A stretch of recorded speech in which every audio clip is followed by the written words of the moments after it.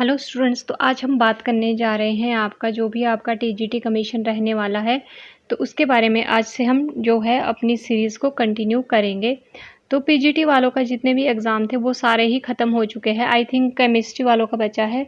तो इसी के साथ आज से हम स्टार्ट करने जा रहे हैं अपनी जो भी टीजीटी की तैयारियाँ हैं। अब पीजीटी में आपका जैसा भी एग्ज़ाम हुआ है उसमें को आपने एक पॉजिटिव तरीके से लेना है। अगर आपका किसी का सिलेक्शन होने के चांसेस है तो उनके लिए बहुत सारी शुभकामनाएं, और जिसका नहीं हो रहा है उनको भी डिमोटिवेट होने की कोई ज़रूरत नहीं है। तो अब वो क्या कर सकते हैं कि अपनी जो टीजीटी की तैयारियां हैं उसको वो दोबारा से फर्स्ट से स्टार्ट कर सकते हैं, और साथ ही साथ में एक पॉजिटिव मोटिवेशन के साथ वो करें कि उनका जो भी उन्होंने पीजीटी के लिए पढ़ा था वो ऑलमोस्ट सारा सिलेबस उनका कंप्लीट है, बस उनको अब रिवीजन करना है। और इसके साथ साथ जो साइकोलॉजी है वो आप मेरे साथ कर सकते हैं। तो यहाँ पर हम बहुत ही इजी तरीके में जो है साइकोलॉजी को आपका कंप्लीट करवा देंगे विद पीवाईक्यू सीरीज जो आपकी रहती है। वो सारे ही आपको यूट्यूब पे फ्री ऑफ कॉस्ट चीज़ें मिल जाती हैं। चलिए फिर स्टार्ट करते हैं फर्स्ट टॉपिक से। तो फर्स्ट टॉपिक आपका जो आज का रहने वाला है वो है आपका education psychology, meaning, nature, scope and the role of education psychology in teaching learning process. सबसे पहले जो यहाँ पर टर्म है वो है साइकोलॉजी। तो साइकोलॉजी टर्म से आप सभी वाकिफ़ है, जैसे कि हमने पहले भी बहुत ही डिटेल में इसके बारे में बात की थी। तो साइकोलॉजी क्या होती है? It is the study of mind and behaviour. The discipline embrace all aspects of human experiences from the function of the brain to the action of nation. तो ये क्या है? ये स्टडी किसकी है? माइंड की और बिहेवियर की। इसके अंदर हमारे जो डिसिप्लिन्स है उसके बहुत सारे एस्पेक्ट्स आते हैं। इसके अंदर हमारे ह्यूमन एक्सपीरियंसेस आते हैं, हम कैसे फंक्शंस करते हैं या हमारा जो ब्रेन है वो किस तरह से काम करता है, और साथ ही साथ में जो हम एक्शन है वो कैसे करते हैं। तो ये सारी चीज़ें आपकी किसके अंदर आ जाती है? वो आती है आपकी साइकोलॉजी के अंदर। तो जो वर्ड साइकोलॉजी है वो कहाँ से डिराइव हुआ है? ये एक ग्रीक वर्ड है, साइकी प्लस लोगस से मिलकर बना है। साइकी का मतलब होता है सोल और लोगस का मीन्स होता है साइंस। तो ये क्या है? एक तरह की सोल ऑफ साइंस भी हम इसको कह सकते हैं। तो अब जब साइकोलॉजी इवॉल्व हो रही थी तो उस टाइम पे क्या हो रहा था कि हर एक जो भी हमारे साइकोलॉजिस्ट है, फिलोसफर है, उन सब का एक अलग अलग मत था। तो कईयों का मानना था कि ये क्या है? साइंस ऑफ सोल है, कुछ मानते थे कि ये साइंस ऑफ माइंड है, कुछ मानते थे कि साइंस ऑफ बिहेवियर है, और कुछ का मानना था कि साइंस ऑफ कॉन्शियसनेस है। सबसे पहले जो पुराने लोग थे उनका क्या मानना था कि psychology as a science of soul. जो साइकोलॉजी है वो क्या है? साइंस ऑफ सोल है, यानी कि आत्मा के बारे में जहाँ पर हम पढ़ते हैं।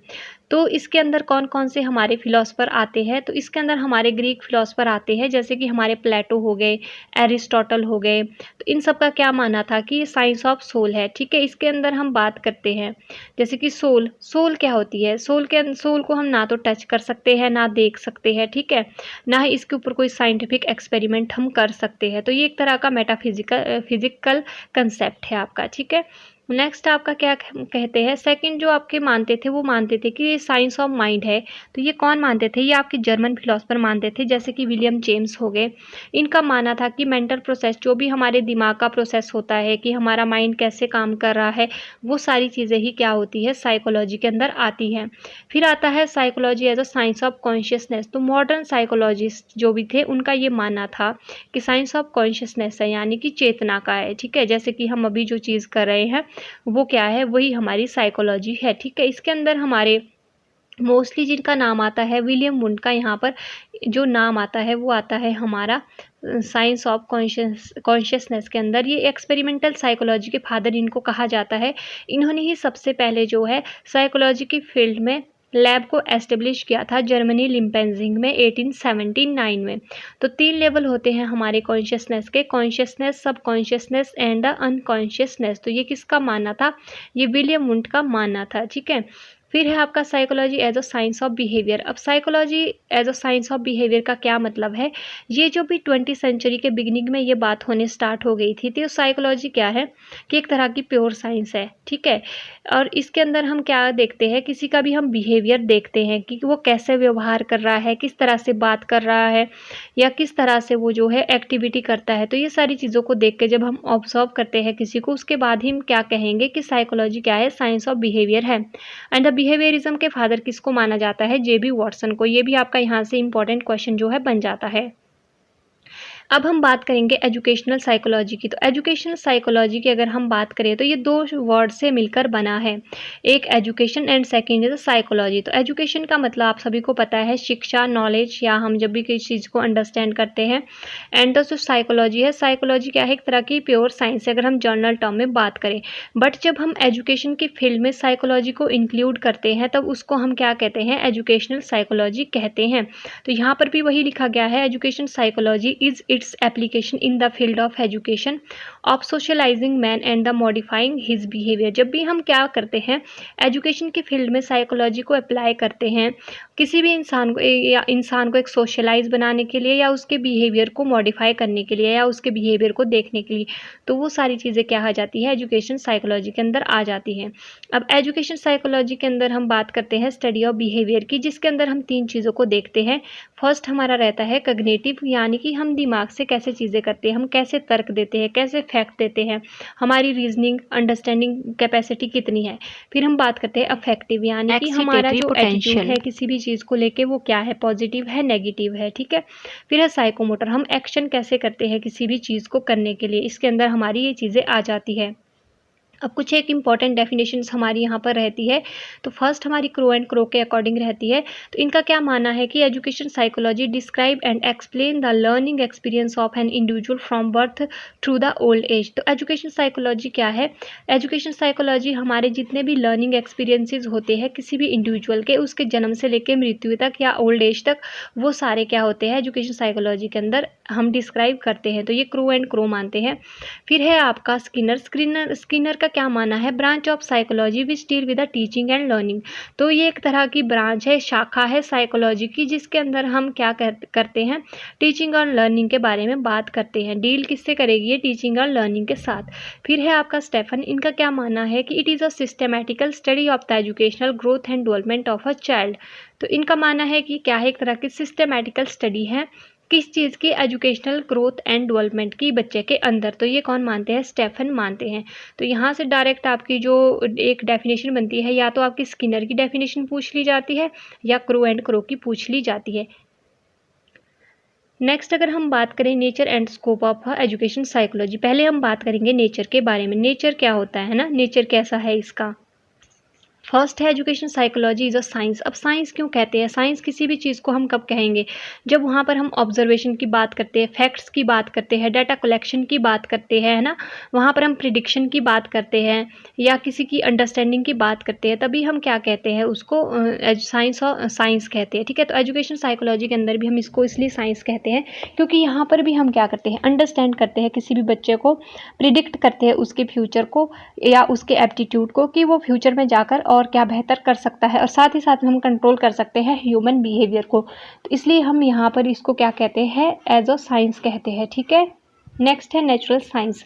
नेचुरल साइंस अब हम इसको क्यों कहेंगे, साइंस जहाँ पर भी आपका टर्म आ जाता है वहाँ पर आप इन्वेस्टिगेशन करते हैं, डाटा कलेक्ट करते हैं, फिर जाके कहीं कंक्लूजन पर पहुँचते हैं। तो बायोलॉजिस्ट भी सेम ऐसे ही करते हैं, वो भी पहले इन्वेस्टिगेशन करेंगे, फिर डाटा को कलेक्ट करेंगे, फिर जाके किसी कंक्लूजन पर पहुँचेंगे, ठीक है। फिर है अप्लाइड साइंस। अप्लाइड साइंस इसको क्यों कहेंगे, क्योंकि एजुकेशन की फील्ड में अप्लाई हो रहे हैं। जैसे हम प्रिंसिपल्स की बात करते हैं ना, ग्रोथ की प्रिंसिपल की बात करते हैं, जैसे कि हमारा जो लर्निंग प्रिंसिपल होते हैं कि ये क्या होता है, जनरल टू स्पेसिफिक चलता है ना, इस तरह से हम पढ़ते हैं चीज़ें, या जो ग्रोथ है हमारी वो किस तरह की, हेरिडिटी एंड एनवायरनमेंट का इम्पैक्ट पड़ता है, तो वो अप्लाइड है, यानी कि हम उसको अप्लाई कर रहे हैं फील्ड में, ठीक है, एजुकेशन की फील्ड में किसी भी बच्चे के बिहेवियर को फाइंड आउट करने के लिए, या उसके जो भी बिहेवियर है उसके बिहेवियर में क्यों चेंजेस आ रहे हैं, ये सारी चीज़ें क्या है, एक तरह से अप्लाइड साइंस की तरह हम यहाँ पर इस चीज़ को देखते हैं। फिर है it is a developing and the growing science. तो ये डेवलपिंग एंड ग्रोइंग साइंस है, क्यों, क्योंकि हमने पहले देखा कि इसको हमने साइंस ऑफ सोल कहा, फिर हमने इसको क्या कहा, psychology is a science of mind कहा, फिर हमने इसको कॉन्शियसनेस कहा, फिर हमने इसको बिहेवियर कहा। तो इसमें क्या हो रहा है, ग्रोथ एंड डेवलपमेंट हो रही है किसकी, साइकोलॉजी की। It is a behavioural science. तो बिहेवियरल साइंस क्यों है, क्योंकि इसमें हम ह्यूमन बिहेवियर को देखते हैं, कहाँ पर, एजुकेशन सेटिंग के अंदर। तो जहाँ पर हम बच्चों के बिहेवियर को देखते हैं कि बच्चों का क्या बिहेवियर है, वो किस तरह से ग्रो हो रहा है, किस तरह से चीज़ों को देख रहा है, तो ये सारी चीज़ें क्या है, बिहेवियर साइंस के अंदर आ जाती है। नेक्स्ट है आपका education psychology the social science. अब ये सोशल साइंस क्यों है? क्योंकि यहाँ से हमें पता चलता है कि how to talk, how to behaviour in classroom, how to behaviour in society. तो ये सारी चीज़ें हम कहाँ से सीखते हैं? एजुकेशन साइकोलॉजी से ही सीखते हैं। या एजुकेशन साइकोलॉजी का अगर टीचर को पता होगा तो उससे पता होगा कि एक टाइम पे अगर बच्चा इस तरह का बिहेव कर रहा है, जैसे छोटे बच्चे होते हैं वो सेल्फ सेंट्रिक होते हैं ना, जैसे मेरा ही सब कुछ है, मेरे फ्रेंड्स हैं, मेरे फादर है, मेरी मदर है, तो वो क्या है, वो उसका नेचुरल बिहेवियर है। तो उस टाइम पे हमें जो एजुकेशन साइकोलॉजी है वो बहुत ज़्यादा हेल्प करती है। फिर है आपका पॉजिटिव साइंस। अब पॉजिटिव साइंस क्या है? Deal with the facts, logic, है ना। यहाँ पर क्या है, हम फैक्ट्स की बात करते हैं, लॉजिक की बात करते हैं, एविडेंसेस की बात करते हैं। तो ये क्या है, एक तरह की पॉजिटिव साइंस है। यहाँ पर हम नॉर्मेटिव साइंस की बात नहीं करते, ऐसे ही कुछ भी इल्यूजन पे हम नहीं चलते हैं। यहाँ पर हमारे पास एक जो है एक तरह की ऑब्जर्वेशन होती है, ठीक है। फिर है प्रैक्टिकल साइंस। तो ये प्रैक्टिकल साइंस है। प्रैक्टिकल साइंस का मतलब क्या होगा? इसको हम अप्लाई करते हैं क्लासरूम के अंदर बच्चों के बिहेवियर को देखने के लिए। And a specific science. Specific हम किसी चीज़ को कब कहते हैं? जब किसी एक पर्टिकुलर फील्ड पे उसका काम हो रहा होता है। तो इसका काम भी कहाँ है? इसका काम भी एक पर्टिकुलर फील्ड पे हो रहा है, यानी कि एजुकेशन के फील्ड पे हो रहा है। तो इसको हम स्पेसिफिक साइंस की तरह यहाँ पर देख रहे हैं। फिर है ग्रोइंग साइंस। ग्रोइंग साइंस कि क्या है, दिन प्रतिदिन जो है बढ़ती जा रही है। जैसे कि पहले हम इसके बारे में डिस्कवरी कर रहे थे तो हमने इसको सोल कहा, फिर उसके बाद उसको हमने माइंड कहा, फिर बिहेवियर कहा, और इसके साथ साथ जैसे कि बच्चों के बिहेवियर को भी हम देखते हैं। तो इस तरह से कुछ एक नई चीज़ें हम उसमें ऐड कर पाते हैं, ठीक है। नई नई रिसर्च इसमें हो रही है, तो ये सारी चीज़ें इसके अंदर आ जाती है। अब है स्कोप। स्कोप क्षेत्र, दायरा। तो इससे मोस्टली हम दो या तीन चीज़ों की बात करते हैं। पहला तो हमारा लर्नर आ जाता है, जो बच्चा है वो। अब लर्नर के अंदर क्या हो सकता है? लर्निंग प्रोसेस हो सकता है कि कैसा उसका जो लर्निंग प्रोसेस है वो चल रहा है। अब लर्निंग सिचुएशन यानी कि क्लासरूम सिचुएशन, एक टीचर और बच्चे का कैसा इंटरेक्शन क्लासरूम के अंदर हो रहा है। फिर है the teaching situation, evaluation of learning performance. अब टीचिंग सिचुएशन की जो टीचिंग सिचुएशन है, अब टीचर जो है वो कैसे पढ़ा रहा है, कैसे बच्चों को इवेलुएट कर रहा है, और जो लर्निंग परफॉर्मेंस है या लर्निंग जो आउटकम है वो किस तरह से क्लासरूम के अंदर आ रही है एज अ टीचर। अब हम टीचर को जब भी देखते हैं तो टीचर के लिए किस तरह से ये काम करती है, तो ये यहाँ पर टीचर क्या बात करता है? टीचर यहाँ पर बिहेवियर को देखता है, किसके? बच्चों के बिहेवियर को। अब टीचर को यहाँ पर ग्रोथ एंड डेवलपमेंट का कंसेप्ट भी समझ आ रहा होता है कि बच्चे की जो ग्रोथ है वो नॉर्मल हो रही है या इनकी जो डेवलपमेंट है वो किस रेशो में हो रही है। फिर है लर्निंग एक्सपीरियंसेस। तो लर्निंग एक्सपीरियंसेस भी यहाँ पर मिलते हैं कि जो हम पढ़ा रहे हैं या जो बच्चे पढ़ रहे हैं वो किस तरह से उनको समझ आ रहा है। फिर है इंडिविजुअल डिफरेंसेस।